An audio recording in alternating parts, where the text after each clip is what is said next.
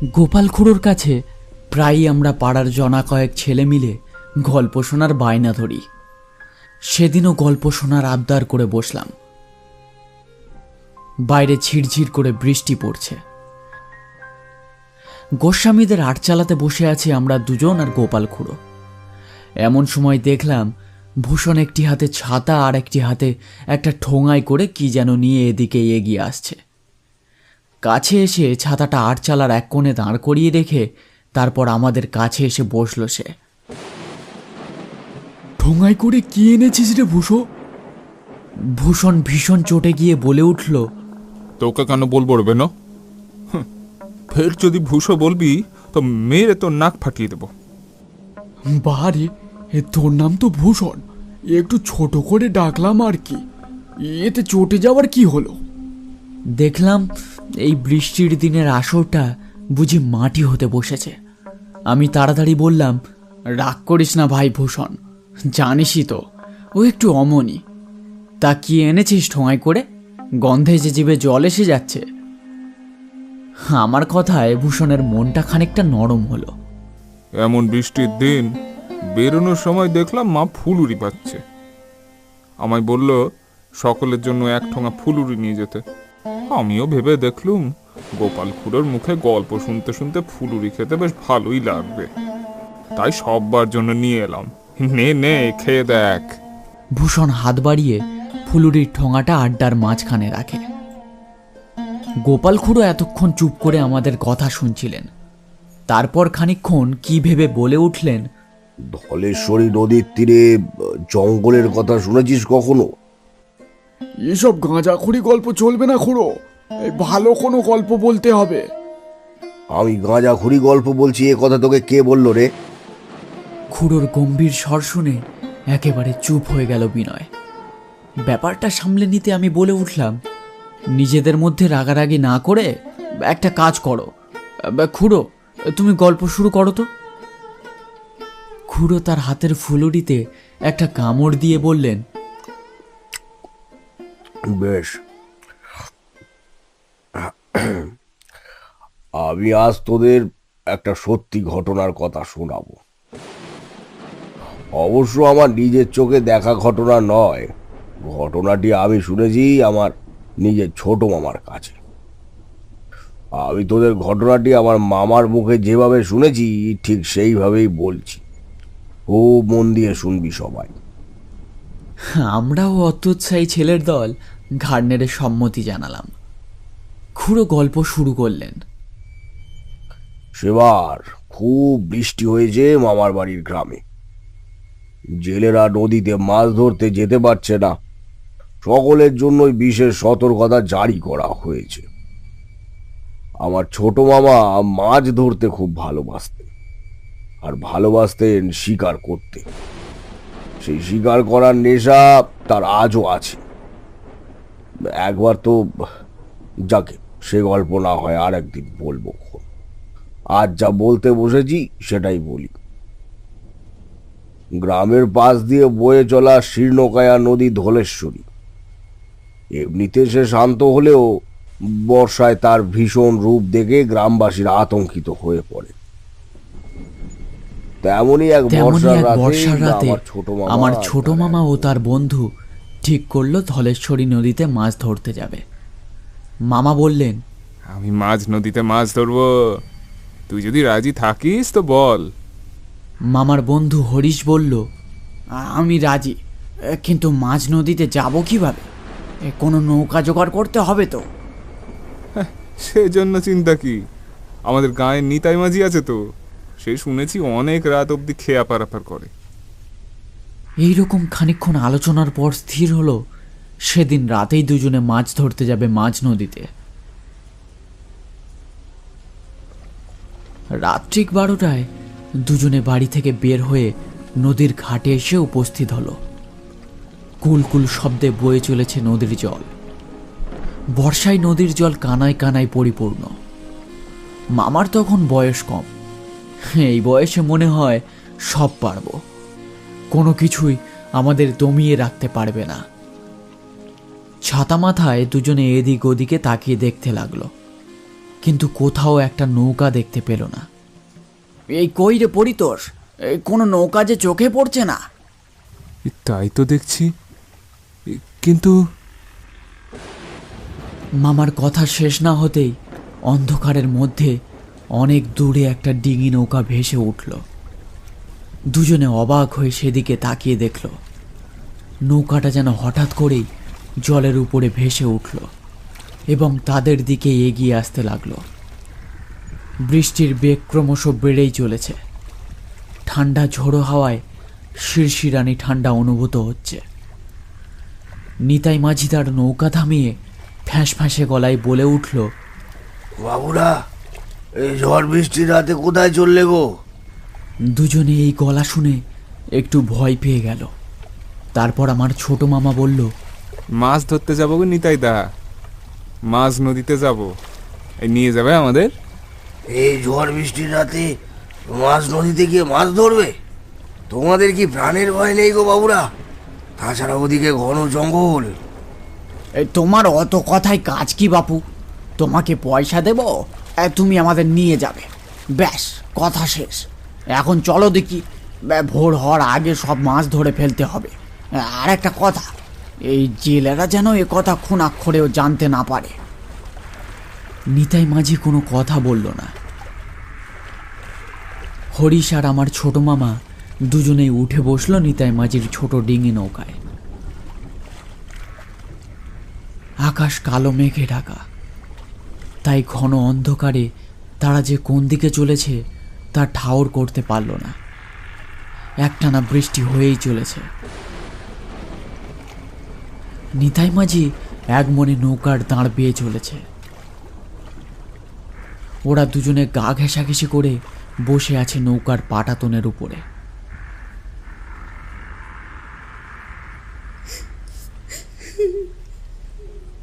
বেশ খানিকটা যাওয়ার পরে নদীর পাড়ের জঙ্গল থেকে একটা শব্দ শোনা গেল, কান্নার শব্দ।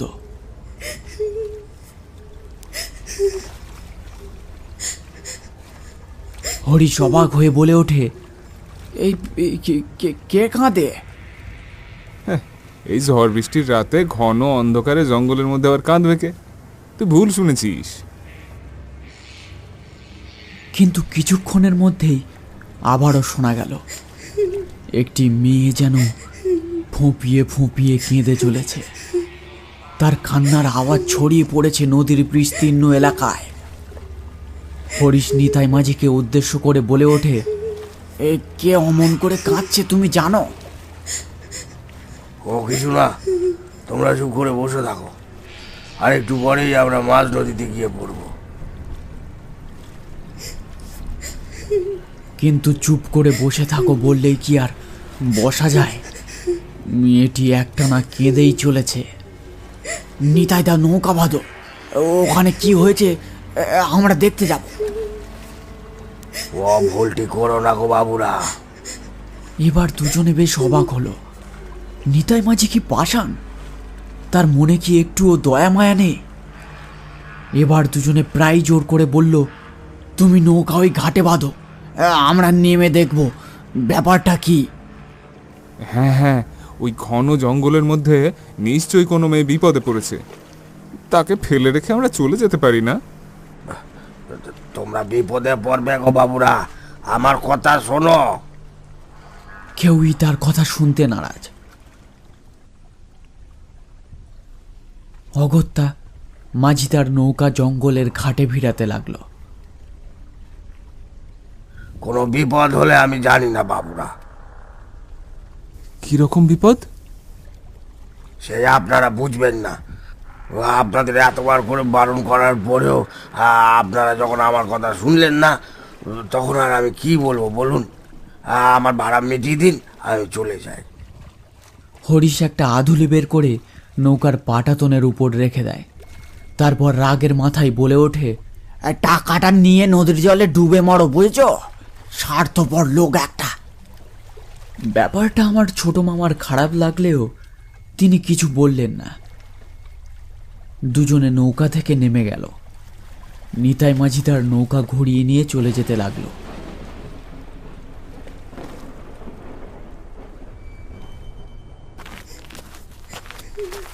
কান্নার আওয়াজটা খুব কাছেই কোথাও থেকে আসছে বোঝা গেল। অন্ধকারের মধ্যে তারা পথ চলতে লাগলো। মাছ ধরার কথা দুজনে বেমালুম ভুলে গেছে। খানিকটা এগোতেই তারা দেখলো একটা পরিত্যক্ত বাড়ি। সেই বাড়ির ভিতর থেকেই কান্নার শব্দ আসছে। এই জঙ্গলের ভিতরে এই পোড়ো বাড়িতে মেয়েটাকে ফেলে রেখে গেছে কেউ। চল এগিয়ে গিয়ে দেখি ব্যাপারখানা কি। দুজনে মিলে এগিয়ে গেল সেই পরিত্যক্ত বাড়ির দিকে। বাড়ির সামনে যেতেই তারা খিলখিল করে হাসির শব্দ শুনতে পেল।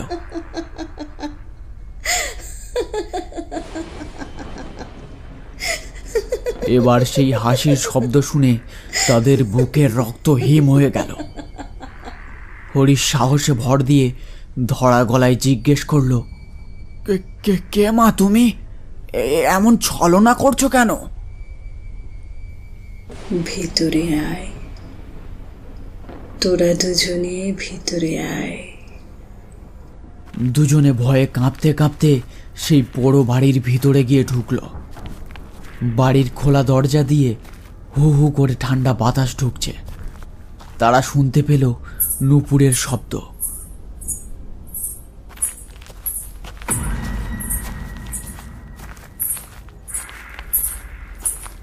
অন্ধকারে কোনো কিছুই ঠাওর হচ্ছে না, শুধু নূপুরের শব্দ অনুসরণ করে তারা চলেছে।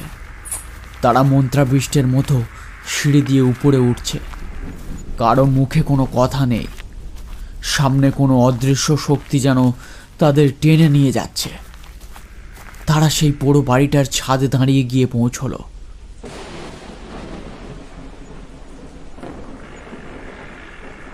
পরিতোষ, পরিতোষ, পরিতোষ, পরিতোষ। ছোট মামা হঠাৎ যেন শুনতে পেলেন তার নাম ধরে কেউ ডাকছে। সম্বিত ফিরে পেতেই মামা দেখলেন সেই বাড়িটার ছাদের উঁচু পাঁচিলের উপরে দাঁড়িয়ে রয়েছে তারা। মামার চোখের সামনেই ছাদ থেকে জঙ্গলের মধ্যে ছাপ দিল হরিশ। ভয়ের চোটে মামার মুখ থেকে কোনো কথা বের হয় না। এক ছুটে দূরদার করে সিঁড়ি দিয়ে নেমে এলো মামা।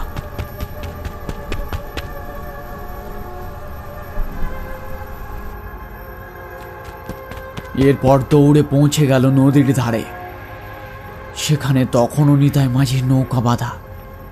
সে একটা বিড়িতে শুক টান দিতে দিতে বলল, বন্ধুকে রেখে এলে বুঝি? তুমি সব জানতে নিতাই দা, তাহলে তাহলে তখন কেন বলনি? হ্যাঁ, নিচে কথা বলনি গো বাবু। আমি বারবার করে মানা করেছিলুম। ও এভাবে সবাইকে পথ ভুলিয়ে নিয়ে যায়। তারপর তোমার কথা শুনলে আমি হরিশকে হারাতাম না। হরিশ রে। তারা দুজনে ছোটবেলার বন্ধু। আজ শুধুমাত্র তাদের হঠকারিতার জন্য এমনটা হলো। তোমাদের তখনই বারণ করেছিলুম, কিন্তু তোমরা আমার কোনো কথাই শুনলে না। নিজেদের বিপদ নিজেরাই ডেকে আনলে গো বাবু। ছোট মামা অবাক হয়ে কিছুক্ষণের জন্য জলের দিকে তাকিয়ে রইলেন। তারপর বললেন, কিন্তু আমার নাম ধরে ডাকলে কে? আর সেই মেয়েটি বা কে, যে নূপুরের শব্দ অনুসরণ করে আমরা মৃত্যুর দিকে চলেছিলাম? সে কি চায়? মেয়েটির নাম রুক্মিণী, ওই বাড়ির একমাত্র কন্যা। ওর বাবা ছিল একজন মাঝি। মেয়েটির বয়স যখন মাত্র 10 বছরের, তখন তার সম্বন্ধ করে বিয়ে ঠিক হয়। মাঝি হলেও নিজের সামর্থ্য অনুযায়ী তার বাবা অনেক ধুমধাম করে মেয়ের বিয়ে দিয়েছিলেন। কিন্তু মেয়েটির কপালে বোধহয় অন্য কিছুই লেখা ছিল। তার স্বামী ছিল পাগল। বিয়ের দিন রাত্রে সে কথা জানতে পারে রুক্মিণী। বাবা মায়ের একমাত্র সন্তান সে। তার এমন করুণ পরিণতির কথা জানতে পারলে তার বাবা মা খুব কষ্ট পাবে, সেই ভেবে সে চুপ করে যায়। কিন্তু কিন্তু তার পাগল স্বামী সে কোনো কিছু না বুঝেই মেয়েটির উপর অত্যাচার করতে শুরু করে সেই রাতেই। আর এই করতে গিয়েই হঠাৎ করে মেয়েটির হাতে মারা পড়ে তার স্বামী। রাগে দুঃখে অসহায় হয়ে রুক্মিণী বাড়ির ছাদ থেকে ঝাঁপ দেয়। তখন এমন জঙ্গল ছিল না, কিন্তু মেয়ে জামাইয়ের এমন করুণ পরিণতির পর তার বাবা মা আর এই বাড়িতে থাকতে চান না। তারা এই বাড়ি ছেড়ে অন্য কোথাও চলে যায়। তারপর ধীরে ধীরে এখানে গজিয়ে ওঠে এই ঘন জঙ্গল। প্রতি অমাবস্যার রাতে এই বাড়ি কেড়ে নেয় একজনের প্রাণ। আমি তোমাদের বারণ করা সত্ত্বেও যখন জোরপূর্বক তোমরা ওখানে গেলে, তখনই বুঝলাম নিয়তি তোমাদের টেনে নিয়ে যাচ্ছে। সেখানে আমার আর কিচ্ছু করার নেই। প্রতি অমাবস্যায় কোনো না কোনো পথিক ওই নিয়তির কবলে পড়ে ওইখানে প্রাণ হারায়। আমি চলে যেতে চাইলেও আমার ভেতর থেকে কে যেন বলে উঠল, তোমাদের বিপদে এইভাবে ফেলে চলে যাওয়া যায় না। আমাকে সকলেই তাহলে ভীরু কাপুরুষ বলবে। তাই আবার ফিরে এলাম জঙ্গলের ঘাটে। মনে মনে ভাবলাম, যদি নিয়তিকে জয় করে কেউ ফিরে আসে, আমি তাকেই পার করব। এইসব আলোচনা করতে করতেই নৌকা ঘাটে এসে লাগলো। ঘাটে নেমে ছোট মামা বাড়ি ফিরে এলো। তখন ভোরের আলো ফুটতে শুরু করেছে। বাড়ি ফিরে বিছানার শুয়ে সেদিনের সেই বাড়িটার কথাই ভাবতে লাগলো ছোট মামা। হঠাৎই তার মনে পড়ল, তার নাম ধরে না ডাকলে মামাও হয়তো আজ বেঁচে থাকতেন না। কিন্তু ওই ঘন জঙ্গলে নিশ্ছিদ্র অন্ধকারের ভেতর থেকে তার নাম ধরে সেই রাতে ডেকেছিল কে? সে উত্তর মামা আজও পাননি। এই ঘটনার পর নিতাই মাঝির সাথে গিয়ে জঙ্গলের ঘাটে ছোট মামা একটি খুঁটি পুঁতে লিখে রেখে এসেছিলেন, এই ঘাটে নৌকা ভিড়বে না, তাহলেই বিপদ। এরপর থেকে ওখানে আর কেউ কখনো যায় না।